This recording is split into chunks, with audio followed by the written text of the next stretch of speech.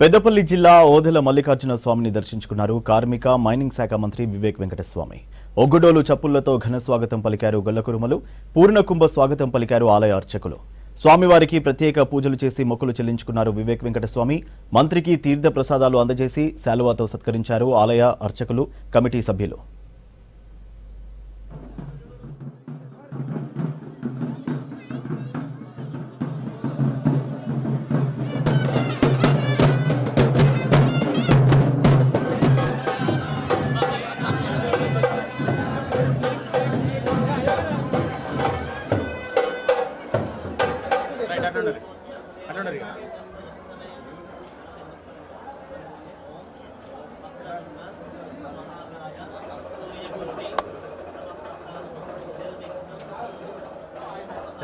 cell